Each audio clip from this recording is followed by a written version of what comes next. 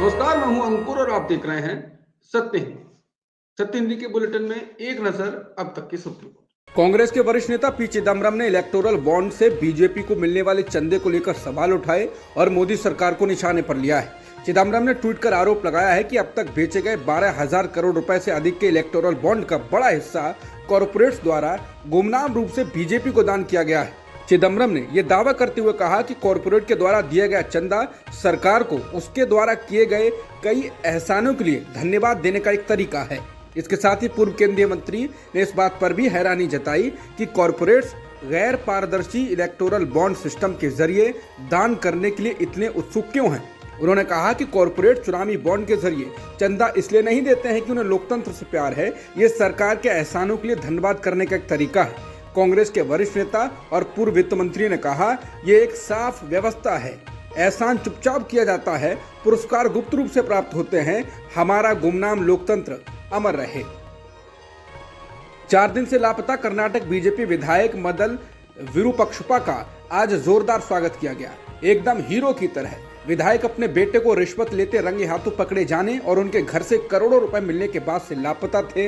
उनको हाईकोर्ट से भ्रष्टाचार के उस मामले में गिरफ्तारी से जमानत मिली और इसके बाद विधायक के गृहनगर दावड़गेरे में एक नायक की तरह उनका स्वागत किया गया है। सोशल मीडिया पर साझा किए गए वीडियो में देखा जा सकता है कि बड़ी संख्या में उनके समर्थक एकजुट हुए हैं।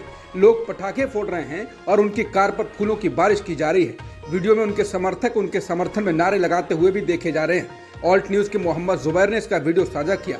लोकायुक्त अधिकारियों ने 4 दिन पहले भाजपा विधायक मदल विरूपाक्षप्पा के बेटे को 40 लाख रुपए की रिश्वत लेते हुए गिरफ्तार किया था। विरूपाक्षप्पा दावणगेरे जिले के चन्नागिरी से विधायक हैं। अधिकारियों ने शुक्रवार को कहा था कि एक दिन पहले रिश्वत लेते पकड़े गए विधायक के बेटे के घर की तलाशी के बाद लगभग 8 करोड़ रुपए की नकदी मिली। आम आदमी पार्टी के विधायक आतिशी मारलेना और सौरभ भारद्वाज को अरविंद केजरीवाल सरकार में कैबिनेट मंत्री बनाया गया है।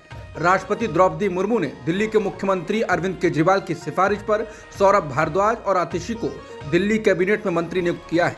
इससे पहले राष्ट्रपति ने आप सरकार के स्वास्थ्य मंत्री रहे सत्येंद्र जैन और डिप्टी सीएम रहे मनीष सिसोदिया का इस्तीफा मंजूर कर लिया।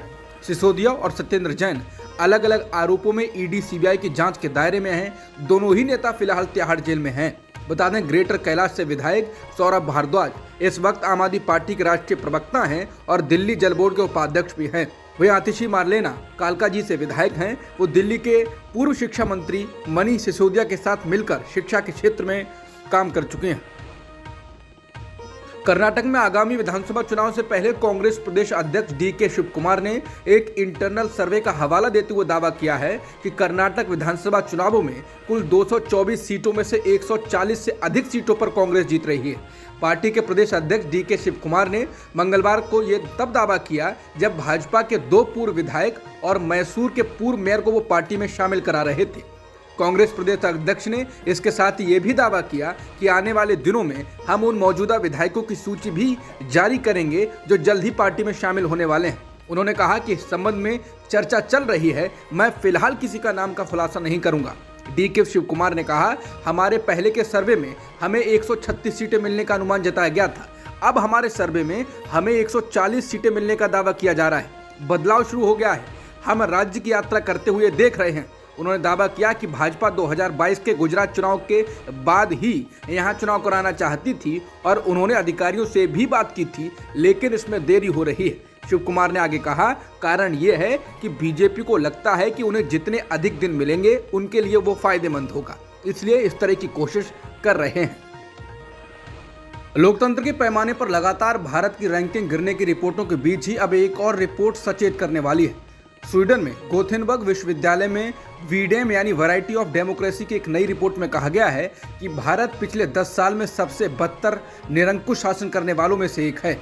हालांकि वीडेम की रिपोर्ट में यह भी कहा गया है कि दुनिया भर में निरंकुशता के मामले बढ़ रहे हैं।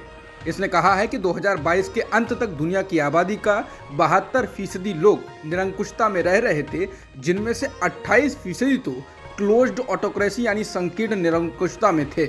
रिपोर्ट में कहा गया है कि पहले भारत में उदार लोकतंत्र की स्थिति सुधर रही थी, लेकिन हाल के वर्षों में इसे पहले की स्थिति में धकेल दिया गया है। वीडम की रिपोर्ट में कहा गया है कि भारत जैसे आबादी वाले देशों में गिरावट से औसत स्तर प्रभावित होता है। कांग्रेस नेता राहुल गांधी का ब्रिटेन में आरएसएस, बीजेपी और मोदी सरकार पर हमला जारी है। सोमवार देर शाम लंदन के थिंक टैंक चैथम हाउस में राहुल गांधी ने कहा कि आरएसएस एक फासिस्ट संगठन है और ये मुस्लिम ब्रदरहुड की तर्ज पर बना है। भारतीय सांसद ने कहा कि भारत में लोकतंत्र बचाने की लड़ाई पूरी बदल गई है और इसका कारण आरएसएस नामक एक संगठन है। ये एक कट्टरपंथी और फांसीवादी संगठन है जिसने मूल रूप से लगभग सभी भारतीय संस्थाओं पर कब्जा कर लिया है। राहुल गांधी ने कहा कि इस बात ने मुझे हिला दिया कि वो हमारे देश के विभिन्न संस्थानों पर कब्जा करने में कितने सफल रहे हैं। प्रेस, न्यायपालिका, संसद और चुनाव आयोग सभी खतरे में हैं और किसी न किसी रूप में नियंत्रित हैं। राहुल ने कहा कि मैं बीजेपी को कोई हरा नहीं सकता वाले नैरेटिव में विश्वास नहीं करता। कांग्रेस पार्टी एक विचार है। हमने बीजेपी की तुलना में कई वर्षों तक देश पर शासन किया है। कोई भी बीजेपी को हरा नहीं सकता। मीडिया की बनाई हुई कहानी है। बीजेपी हमेशा के लिए सत्ता में नहीं रहने वाली है। लंदन में राहुल गांधी की टिप्पणियों से परेशान होकर बीजेपी ने आज मंगलवार को राहुल पर तीखा हमला बोला और कांग्रेस अध्यक्ष मल्लिकार्जुन खड़गे से जवाब मांगा है। बीजेपी ने राहुल पर आरोप लगाया कि विदेशी हस्तक्षेप की मांग करके उन्होंने विदेशी धरती पर देश को बदनाम करने की कोशिश की है। बीजेपी प्रवक्ता रविशंकर प्रसाद ने मंगलवार को कांग्रेस नेता पर झूठ बोलने का आरोप लगाते हुए कहा, बीजेपी बड़ी पीड़ा के साथ जोर देकर कहना चाहेगी कि राहुल गांधी ने अपने भाषणों में भारत के लोकतंत्र, राजनीति, संसद, राजनीतिक व्यवस्था और न्याय व्यवस्था को शर्मसार करने की कोशिश की है। बीजेपी ने कहा कि कांग्रेस अध्यक्ष मल्लिकार्जुन खड़गे और उनकी पूर्ववर्ती सोनिया गांधी को टिप्पणियों पर स्पष्टीकरण देना चाहिए। प्रसाद ने कहा कि राहुल गांधी चाहते हैं कि यूरोप और अमेरिका को लोकतंत्र को बचाने के लिए हस्तक्षेप करना चाहिए। सरकार चाहे किसी की भी हो, हम अपने आंतरिक मामलों में किसी भी हस्तक्षेप के सख्त खिलाफ रहे हैं। किसी भी विदेशी देश को भारत के आंतरिक मामलों में हस्तक्षेप नहीं करना चाहिए।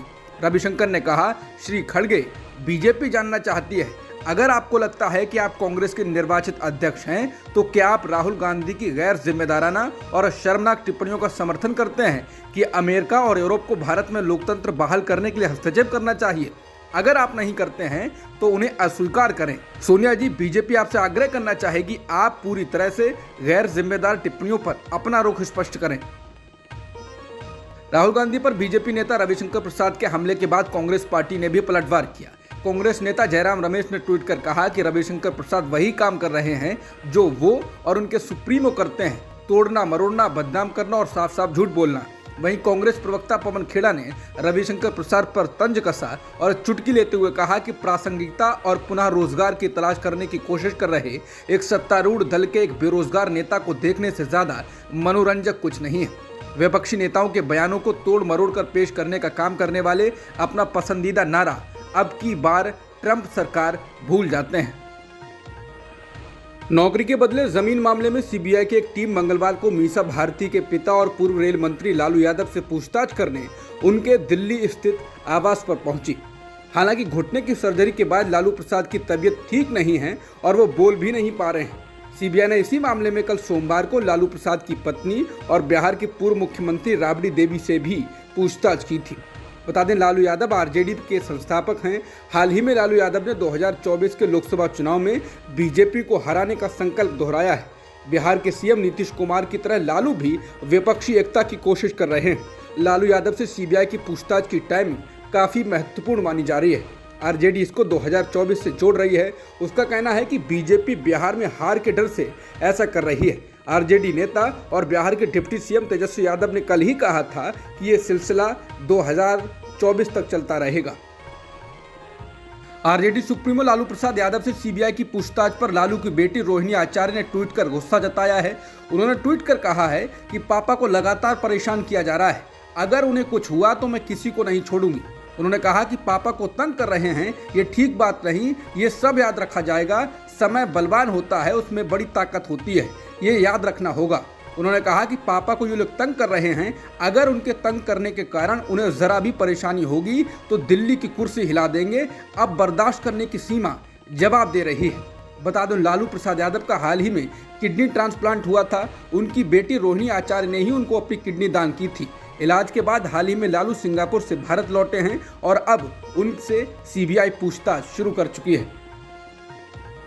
समाजवादी पार्टी के सांसद रामगोपाल यादव ने मंगलवार को दावा किया कि गैंगस्टर से नेता बने अतीक अहमद के 2 बेटों में से एक को 1 या 2 दिन में गोली मार दी जाएगी। पत्रकारों से बात करते हुए रामगोपाल यादव ने अतीक अहमद का बचाव किया और कहा कि पुलिस उमेश पाल हत्याकांड के असली दोषियों को नहीं ढूंढ पा रही है। अहमद के बेटे अली अहमद का नाम पिछले हफ्ते उस उमेश पाल की हत्या में सामने आया था जो 2005 के तत्कालीन बसपा विधायक राजू पाल की हत्या के मामले में मुख्य गवाह था। मुख्य गवाह उमेश पाल की इस साल 24 फरवरी को प्रयागराज में उनके घर के बाहर गोली मारकर हत्या कर दी गई थी। उमेश पाल जैसे ही अपनी क्रेटा कार से उतरे तभी उन पर फायरिंग हुई। इसमें उमेश पाल समेत 2 सुरक्षा कर्मियों की हत्या हो गई थी। ये पूरा हत्याकांड घटनास्थल पर लगे सीसीटीवी फुटेज में कैद हो गया था। उमेश पाल हत्याकांड के 2 आरोपी मुठभेड़ में अब तक मारे जा चुके हैं। विजय चौधरी सोमवार तड़के ही प्रयागराज पुलिस के साथ मुठभेड़ में मारा गया। उमेश पाल हत्याकांड में जिस आरोपी को उस्मान बताया जा रहा है और जिसको 2 दिन पहले एनकाउंटर में मार गिराया, उसकी पत्नी ने अब साजिश का आरोप लगाया है। उसकी पत्नी ने कहा कि उसके पति का नाम उस्मान नहीं बल्कि विजय चौधरी था। उन्होंने कहा कि साजिश के तहत फंसाने के लिए हम हिंदू परिवार को मुस्लिम बताया जा रहा है। सोशल मीडिया पर आए एक वीडियो में मृतक विजय चौधरी की पत्नी सुहानी ने एनकाउंटर पर कई सवाल खड़े किए हैं। सुहानी के उस वीडियो को ट्विटर पर साझा कर सवाल पूछा जा रहा है कि आखिर पुलिस द्वारा विजय को उस्मान क्यों बना दिया गया। इस वीडियो में सुहानी असली नाम विजय चौधरी होने का दावा करते हुए कहती सुनी जा सकती हैं कि उस्मान नहीं है, वो लोग फरेबी हैं, वो लोग झूठ बोल रहे हैं, वो लोग फंसा रहे हैं ज़बरदस्ती, इसीलिए तो उन्होंने एनकाउंटर कर दिया, मुसलमान बना दिया। उन्होंने कहा कि हम लोग इतने दिन से रह रहे हैं, हम लोग नहीं जानते, गांव टोला वाले लोग नहीं जानते हैं कि क्या नाम है, हम लोग मुसलमान हो गए हैं क्या। वो आगे कहती हैं कि नाम बिल्कुल गलत है, ये लोग झूठ बोल रहे हैं। वो वीडियो में आगे कहती हुई सुनी जा सकती हैं, ये लोग हमारे पति को मारे हैं तो हमको भी मार दें। सोशल मीडिया पर इस वीडियो बयान के आने के बाद तीखी प्रतिक्रिया हुई। सवाल पूछा जाने लगा कि आखिर हिंदू को मुस्लिम बनाकर पेश क्यों किया गया। नेशनल पीपल्स पार्टी के प्रमुख कोनराड संगमा ने लगातार दूसरी बार मेघालय के मुख्यमंत्री पद की शपथ ले ली है। शपथ ग्रहण समारोह में प्रधानमंत्री नरेंद्र मोदी, केंद्रीय गृह मंत्री अमित शाह और बीजेपी के राष्ट्रीय अध्यक्ष जेपी नड्डा भी मौजूद रहे। शपथ ग्रहण शिलांग के राजभवन में हुआ। मेघालय के नवनिर्वाचित मुख्यमंत्री कोनराड संगमा पूर्व लोकसभा स्पीकर पीए संगमा के बेटे हैं। 2016 में पिता के निधन के बाद कोनराड ने एनपीपी की कमान संभाली थी। उन्होंने अपनी राजनीतिक करियर की शुरुआत 1990 में की थी। कोनराड संगमा को 45 विधायकों का समर्थन मिला है। बीते सप्ताह आए विधानसभा चुनाव के नतीजों में एनपीपी को 26 सीटों पर जीत मिली थी और 11 सीटों पर यूडीपी जीती थी। वहीं बीजेपी के खाते में 2 सीटें आई थी। नतीजों के बाद बीजेपी ने एनपीपी को समर्थन देने का ऐलान किया था। नेफ्यू रियो एक बार फिर नागालैंड के मुख्यमंत्री बन गए हैं। उन्होंने एक बार फिर आज सीएम पद की शपथ ली। कोहिमा में हुए शपथ ग्रहण समारोह में गवर्नर ला गणेशन ने उन्हें पद और गोपनीयता की शपथ दिलाई। इस मौके पर प्रधानमंत्री मोदी, गृह मंत्री अमित शाह, बीजेपी पार्टी अध्यक्ष जेपी नड्डा और असम के मुख्यमंत्री हेमंत बिस्वा शर्मा मौजूद थे। मनीष सिसोदिया को न्यायिक हिरासत में भेजे जाने के बाद दिल्ली के मुख्यमंत्री अरविंद केजरीवाल ने वीडियो संदेश जारी किया और पीएम मोदी पर निशाना साधा। केजरीवाल ने कहा कि जिस देश के प्रधानमंत्री लोगों को अच्छी शिक्षा और इलाज देने वालों को जेल में डालें और देश को लूटने वालों का साथ दें, उस देश की स्थिति बेहद चिंताजनक है। वहां आम लोगों के लिए काम करने वाला और उनकी सुनवाई करने वाला कोई नहीं बचता।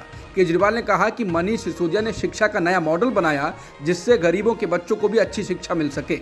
सत्येंद्र जैन ने गली गली मोहल्ला क्लिनिक बनाकर घर घर तक इलाज पहुंचाया, लेकिन पीएम मोदी ने उनको जेल में डलवा दिया है। लेकिन दूसरी ओर एक ऐसा शख्स है जिसने भारत की जनता का खून पसीने का कमाया, अरबों खरबों लूटा है, बैंकों और एलआईसी का पैसा डुबो दिया है। केजरीवाल ने कहा कि पीएम मोदी जी ने सिसोदिया और जैन पर झूठे केस लादकर उनको जेल में डाल दिया और देश को लूटने वाले शख्स को गले लगा लिया। केजरीवाल ने कहा कि वो देश की स्थिति को लेकर चिंतित हैं, इसलिए होली पर पूरे दिन देश के लिए ध्यान और पूजा करेंगे। उन्होंने देशवासियों से भी ऐसा करने की अपील की है। दिल्ली के विवादित शराब घोटाले में जांच एजेंसियों की कार्रवाई लगातार जारी है। ईडी ने इस मामले में एक और गिरफ्तारी की है। उसने हैदराबाद के एक व्यवसायी अरुण रामचंद्र पिल्लई को गिरफ्तार कर लिया है। अधिकारियों ने बताया कि जब ये नीति तैयार की जा रही थी और इसे लागू किया जा रहा था, तब पिल्लई ने अन्य आरोपियों के साथ नीति संबंधी बैठकों में साउथ ग्रुप के प्रमुख का प्रतिनिधित्व किया था। बता दें, ये इस मामले में 11वीं गिरफ्तारी है। पिल्लई को लंबी पूछताछ के बाद सोमवार शाम पीएमएलए के तहत गिरफ्तार किया गया है। उसे लोकल कोर्ट में पेश किया जाएगा, जहां ईडी पूछताछ के लिए उसकी कस्टडी की मांग करेगी। मशहूर सिंगर सिद्धू मूसेवाला के लिए न्याय की मांग करते हुए उनके माता पिता ने मंगलवार को पंजाब विधानसभा के बाहर धरना दिया। मीडिया से बातचीत में मूसेवाला के पिता बलकौर सिंह ने कहा, मैं आज यहाँ इसलिए आया हूँ क्योंकि मेरे पास दूसरा कोई रास्ता नहीं है। बीते 10 महीने से कुछ ठोस नहीं हुआ। पुलिस और प्रशासन को कार्रवाई के लिए पर्याप्त समय दिया गया।